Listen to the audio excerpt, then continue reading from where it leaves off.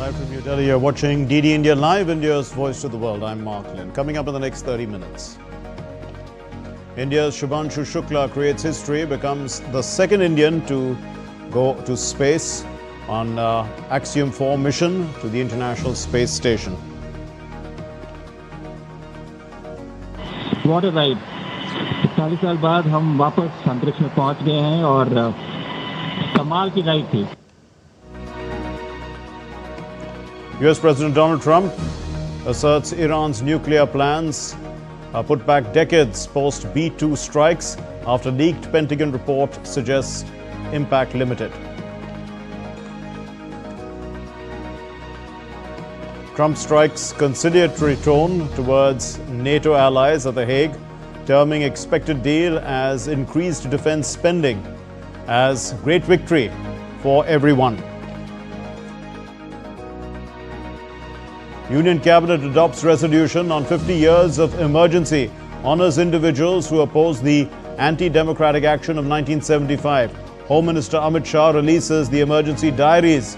It's a book that chronicles Prime Minister Modi's role in the fight for democracy.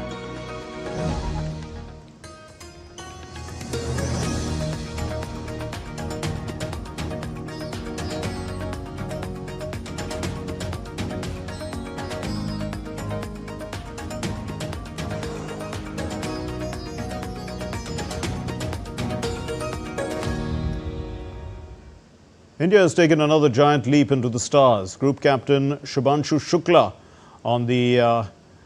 he's of the Indian Air Force, has made history as he becomes the second Indian to venture into space, nearly 4 decades after Rakesh Sharma's legendary mission. Shukla soared into orbit early this morning aboard the Axiom Mission 4, launched from NASA's Kennedy Space Center in Florida. Riding a brand new SpaceX Crew Dragon atop a Falcon 9 rocket, the international mission includes astronauts from India, Poland and Hungary, marking a new era of global cooperation in space exploration. Handpicked by ISRO for this pioneering journey, Shukla will spend 2 weeks aboard the International Space Station, conducting science experiments, educational outreach, as well as commercial research. And these were the first words from orbit spoken by the Indian astronaut Shubhanshu Shukla shortly after the Axiom 4 mission successfully entered Earth's orbit. नमस्कार मेरे प्यारे देशवासियों. What a ride! 40 साल बाद हम वापस अंतरिक्ष में पहुंच गए हैं और कमाल की राइड थी. और मेरे कंधे पे मेरे साथ मेरा तिरंगा है जो मुझे बता रहा है कि नहीं हूँ, मैं आप सबके साथ हूँ. ये मेरी इंटरनेशनल स्पेस स्टेशन तक की जर्नी की शुरुआत नहीं है, ये भारत के ह्यूमन स्पेस प्रोग्राम की शुरुआत है. और मैं चाहता हूं कि आप सभी देशवासी इस यात्रा का हिस्सा बने. आपका भी सीना जैसे चौड़ा होना चाहिए, आप भी उतना ही एक्साइटमेंट दिखाइए. आइए हम सब मिलकर भारत के इस ह्यूमन स्पेस प्रोग्राम की जर्नी की शुरुआत करें. धन्यवाद. जय हिंद, जय Bharat. The parents of the Indian Air Force's Group Captain Shubhanshu Shukla also celebrated the Axiom 4 mission liftoff from NASA's Kennedy Space Center in Florida. Overwhelmed with emotion, they were joined by students and they watched the historic moment at their alma mater in Lucknow. The President of India, Draupadi Murmu, has given a message on the successful feat of Axiom 4 mission. On social media post, she stated, and I quote, "As Group Captain Shubhanshu Shukla creates a new milestone in space for India, the whole nation is excited and proud of India's journey into the stars." He and his fellow astronauts of Axiom Mission 4 from the US, Poland and Hungary prove the world is indeed one family, Vasudhaiva Kutumbakam. My best wishes for the success of this mission, which reflects the enduring partnership between NASA and ISRO. The wide-ranging experiments to be performed by the crew will lead to new scientific studies for space exploration and new frontiers. Taking to X, Prime Minister Narendra Modi wished astronauts for the successful liftoff, and he said, and I quote, We welcome the successful launch of the space mission carrying astronauts from India, Hungary, Poland and the US. The Indian astronaut group captain Shubhanshu Shukla is on his way to become the first Indian to go to the International Space Station. He carries with him the wishes, hopes and aspirations of 1.4 billion Indians. Wish him and other astronauts all the success. Following the launch of Axiom 4 mission on Wednesday, the Union Minister for Science and Technology, Jitendra Singh, he hailed Shubhanshu Shukla's space feat, saying that India is no longer a follower, it's an equal partner. This is a moment where India has come of age. India is today a frontline nation, and it is, I would say, heralds the ascent of India to that pedestal of Viksit Bharat. So the ascent of India to the pedestal of rank 1 Viksit Bharat has started via space. The Union Minister Jitendra Singh further said that under the leadership of Prime Minister Narendra Modi, all this has happened. This is truly vindication of the journey started by Vikram Sarabhai and Satish Dhawan, and it was destined to happen under the leadership of Prime Minister Modi. And I am saying so not simply for saying, but out of evidence, because the space reforms which happened a couple of years ago have actually given a quantum leap to India's endeavors. The US President Donald Trump celebrated the swift end to the Iran-Israel war, expressing the hope for improved ties with Tehran and the end of its nuclear ambitions. Speaking at NATO in The Hague, Donald Trump, he claimed the joint US-Israeli strikes resulted in the total obliteration of Iran's nuclear capabilities and had set its atomic program back by decades. I think basically decades, because I don't think they'll ever do it again. I just don't think they're going to do it. I think they're going to take their oil, they're going to have some missiles, and they'll have some defense. I think they've had it. I mean, they just went through hell. I think they've had it. The last thing they want to do is enrich. Well, NATO leaders are set to sign on a big increase. They're going to sign up to a big increase in defense spending at the short summit, which is tailor-made for the US President Donald Trump. They've struck a reassuring tone. In fact, that's what Trump did on his commitment to protecting fellow members of the alliance. The summit taking place in The Hague, which is a Dutch city, is expected to endorse a higher defense spending goal of 5% of GDP, a response to a demand by Trump and the Europeans' fears that Russia poses a growing threat to their security following the 2022 invasion of Ukraine. The main goal of the European leaders is to get a fresh pledge from Donald Trump to uphold the alliance's mutual defense obligations. The summit is also expected to endorse a higher defense spending goal of 5% of their GDP. World leaders have pledged support to Ukraine and voiced for a stronger Europe as well as a stronger NATO.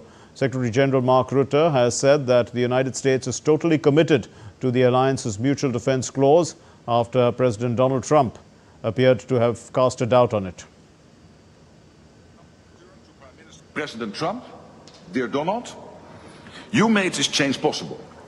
Your leadership on this has already produced $1 trillion in extra spending from European allies since 2016. And the decisions today will produce trillions more for our common defense to make us stronger and fairer by equalizing spending between America and America's allies. On the sidelines of the summit, the Ukrainian President Zelensky and the US President Donald Trump are planning to meet at The Hague today. The two leaders have been central figures at recent summits. Zelensky has not been invited to the main working session of the NATO members. And apart from the ceasefire, the discussions are expected to focus on Ukraine's purchase of a defense package, a large part of which consists of air defense systems. The leaders would also discuss more sanctions against Russia and a price cap on oil. The Union Cabinet on Wednesday passed a resolution condemning 50 years of the imposition of emergency. Union Minister Ashwini Vaishnav said the Cabinet at the meeting chaired by Prime Minister Narendra Modi observed a 2-minute silence as a tribute to the victims of the incident. The Union Cabinet, chaired by Honorable Prime Minister Shri Narendra Modi ji, resolved to commemorate and honor the sacrifices of countless individuals who valiantly resisted the emergency and its attempt at subversion of the spirit of Indian Constitution. A subversion which began in 1974 with a heavy-handed attempt at crushing the Navnirman Andolan and Sampoorn Kranti Abhiyan. To mark the occasion, a 2-minute silence was observed in today's meeting of the Union Cabinet as a tribute to those whose constitutionally guaranteed democratic rights were taken away. As the country marked 50 years of emergency, India's Minister for Home Affairs, he launched a book. It chronicles Prime Minister Narendra Modi's experiences during those years. The Emergency Diaries, this book shapes Prime Minister Narendra Modi's journey as a leader, relying on first-person accounts of associates who worked with him back then and other archival material. Amit Shah slammed the emergency's imposition in 1975, calling it an era of injustice. During the launch of the Emergency Diaries, Amit Shah also said that June 25 will now be known as Samvidhan Hatya Divas to remind the younger generation of this dark period of Indian democracy. हमारे प्रधानमंत्री नरेंद्र मोदी जी ने 25 तारीख का ये दिन संविधान हत्या दिन के रूप में मनाने का सरकारी निर्णय किया है। जिस प्रकार से आपातकाल में देश को एक जेल खाना बनाकर रख दिया था, देश की आत्मा को मूंगा कर रख दिया गया था, न्यायालय के कान को बहरा कर रख दिया गया था, लिखने वालों की कलम से स्याही ही निकाल दी गई थी। वो पूरे कालखंड का वर्णन इतने कठोर शब्दों के साथ ही करना चाहिए, तभी युवा पीढ़ी को मालूम पड़ेगा कि क्या हुआ था। The emergency of June 1975 is regarded as one of the darkest periods in India's democratic history, marked by constitutional changes, a loss of fundamental rights, suppression of personal freedoms and press censorship. Forced sterilizations as well and widespread repression left a lasting impression, lasting scars on the nation's collective memory. Here's the report. The emergency declared on the night of June 25-26 in 1975 is remembered as a dark chapter in Indian democracy. The constitution was misused to suppress dissent and efforts were made to reshape it to enable authoritarian rule. Citizens were stripped of their fundamental rights, freedom of speech was denied and the press was censored. The public had access only to the information that Indira Gandhi's government approved and allowed to be published. All dissenting leaders, along with activists, journalists, and academicians who raised their voices against the emergency, were arrested. The harshness of the period continues to serve as a grim reminder of the events that unfolded. Following the declaration of emergency, the government arrested key opposition leaders under laws like under Maintenance of Internal Security Act, Defense of Indian Rules. Prominent figures including Morarji Desai, Atal Bihari Vajpayee, Lal Krishna Advani, George Fernandez, Jayaprakash Narayan, and even Congress leader Chandrasekhar were jailed and held at undisclosed locations. A law was enacted denying arrested individuals the right to court hearings or bail. Their families and associates were kept uninformed. Visits were heavily monitored by intelligence officials and the communication was censored too. At the onset of emergency, Articles 14, 21 and 22 of the Constitution were suspended. This move took away the guarantees of equality before the law, protection of life and property, and the right to be presented before a court within 24 hours of arrest. In January 1976, Article 19 was also suspended, revoking freedom of speech, publication, association, and assembly. With the emergency, strict censorship was clamped down on newspapers and new laws were introduced. All four major news agencies, PTI, UNI, Hindustan Samachar and Samachar Bharati, were merged into a single news agency, and a press code of conduct was introduced. Editors were arrested for dissent. The film Kissa Kursi Ka was seized, singer Kishore Kumar was blacklisted, and the film Andhi was also banned. During the emergency, police brutality and repression were widespread, with detainees facing inhuman treatment. Even the lawyers and judges were targeted. A notorious aspect of emergency was the forced involvement of teachers and low level staff in implementing family planning measures. Forced sterilizations and oppressive measures, disguised as family planning and beautification, led to widespread abuse of government power and severe hardship for ordinary people. In the 1971 elections, Indira Gandhi defeated Raj Narayan from the Raebareli seat, who later challenged her victory, citing misuse of government resources. In 1975, the Allahabad High Court invalidated her election and barred her from contesting elections for next 6 years. The Supreme Court upheld this but allowed her to remain the Prime Minister, attend Lok Sabha sessions, though without voting rights. Facing widespread public anger over unemployment, inflation, and corruption, and with the opposition demanding a resignation, Indira Gandhi's position was further weakened by the Allahabad High Court verdict of continuing as Prime Minister.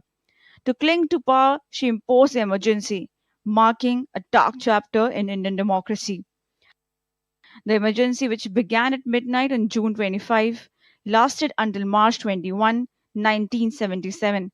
This 21-month-long period was a dictatorial phase in India's democratic history that deeply affected the lives of ordinary citizens. However, the decision to impose the emergency proved disastrous for the Congress party. In 1977, the elections that followed, Congress faced a major defeat, and for the first time, a non-Congress government led by Morarji Desai came to power. Bureau Report, DD India. Still to come on this edition of DD India Live. Iran eases internet restrictions as authorities restore communication access nationwide. Kenya protesters block Nairobi streets as police respond with tear gas. Neymar signs 6-month contract extension with his boyhood club Santos.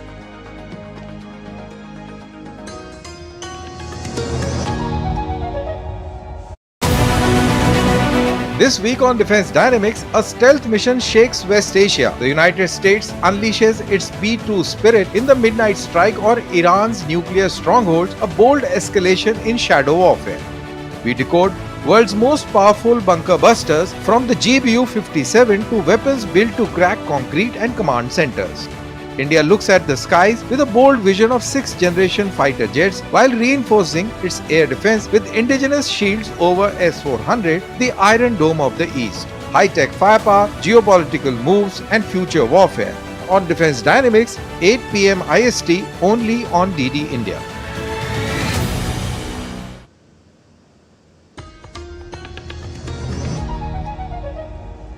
You're watching DD India Live. My name is Mark Lin.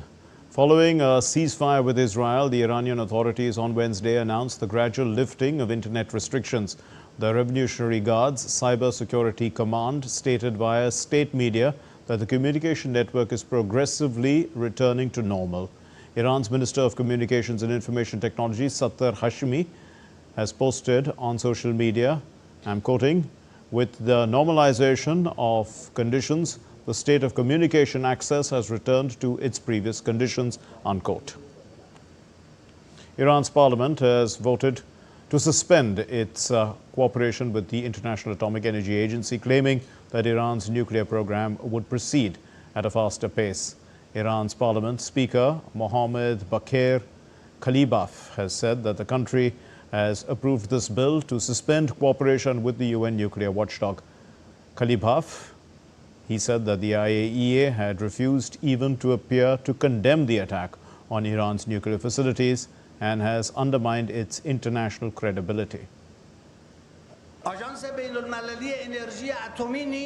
Despite the recent attacks on Iran's nuclear facilities, the International Atomic Energy Agency has not condemned them, not even superficially. It has undermined its international credibility, and for this reason, the Atomic Energy Organization of Iran is suspending its cooperation with the agency until the security of its nuclear facilities is guaranteed and Iran's peaceful nuclear program will proceed at a faster pace. Meanwhile, the UN nuclear watchdog chief, Rafael Grossi, calls his top priority. He says it's his top priority, in fact, to get the inspectors back into Iran and their nuclear facilities. The IAEA is yet to assess the impact of the US and Israeli military strikes and to verify the stocks of enriched uranium. Iran had submitted a letter to the UN nuclear watchdog on June 13, affirming that they are taking special measures to protect the nuclear materials and equipment without details. Grossi believes that much of that material had survived the attacks. The Israeli spokesperson of the army, Brigadier General Efi Defrin, he has said that one of the key achievements of this operation was the damage inflicted to Iran's regional proxy network. One of our biggest achievements in this operation is the damage inflicted to the proxy network around us. They spent years building a ring of fire around Israel. They armed and funded Hezbollah, Hamas in Gaza, Hezbollah militias in Iraq, the Houthis in Yemen, and many more. We see their inactivity during this operation and we are monitoring their activity and we are ready. Airlines resumed flights to and from Tel Aviv's Ben Gurion Airport in the wake of a ceasefire with Iran on Wednesday. Israel's Air Force, in fact the airspace around Israel, it has largely been closed for nearly 2 weeks. Israel's military had lifted restrictions on activity across the country on Tuesday evening, 12 days during which Israel and Iran had traded those air attacks. Well, Israeli Airports Authority, they've said that they are in contact with the airlines to try and accelerate the return capacity.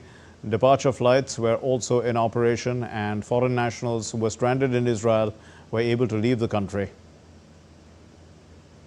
India's Operation Sindhu is also continuing in full swing. The Minister of State, Shobha Karandlaje, she has received today 224 Indian nationals who returned to India from Israel on an Indian Air Force aircraft. This happened at 10:30 in the morning.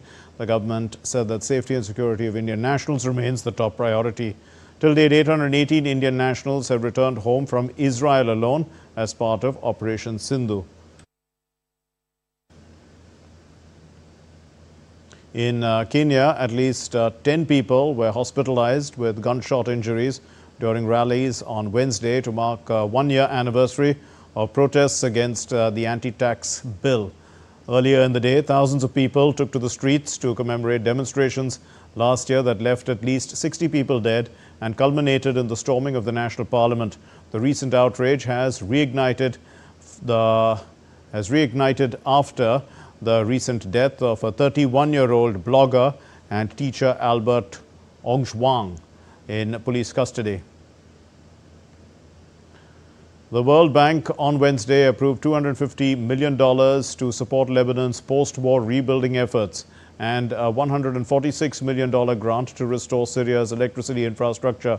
The Executive Board of the World Bank has approved two separate programs with $146 million in funding going to Syria and $250 million allocated to Lebanon to repair and re-establish lifeline services, as well as to carry out sustainable management of rubble in conflict-affected areas. This is what the World Bank said in a statement.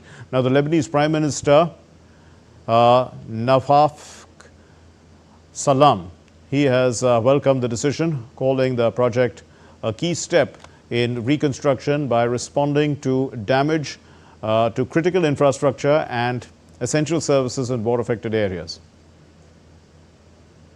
Let's get to the sports news. The Brazilian footballer, the star footballer in fact, Neymar, has signed a 6-month contract extension with his boyhood club Santos. The 33-year-old will remain with Santos until the end of the year with the possibility of renewing after it expires. Neymar rejoined the club in January after terminating his contract with Saudi Arabian club Al Hilal by mutual consent. Since returning to Santos in January, Neymar has only played in 4 Brazilian championship matches due to a thigh injury that left him sidelined for more than a month. The English football club Chelsea, they have qualified for the knockout stages of the FIFA Club World Cup with a win over ES Tunis. The striker Liam Delap scored his first goal for Chelsea. The 22-year-old scored deep into the first half and added time. This is the first half of added time and to get off the mark. The goal came just 2 minutes after defender Tosin headed in a free kick from Enzo Fernandez to open the scoring. Substitute Tyreek George added a late third goal in the final minutes of the game to seal the deal for Chelsea. New Zealand is set to host as many as 5 different international teams in their upcoming home summer. New Zealand will play a test series against the West Indies, which will be part of the ICC World Test Championship. The Black Caps will also face off against rivals Australia, England and South Africa. Meanwhile, the women's cricket team will also host the Proteas and Zimbabwe in early 2026. The men's team will play a total of 25 international matches during the home summer, while the women are going to host 14 games. Lots of cricket there in New Zealand. That's all for this edition of DD India Live, but let's know your thoughts on the news of the day. For those of you on the go, get the latest news and updates from India and across the world on the DD India mobile app. It's available on Android and iOS platforms. Scan the QR code and download it now. We'll be back with more news as it breaks here on DD India. I'm Mark Lynn. From all of us here in Delhi, thank you very much for watching DD India Live. Namaskar.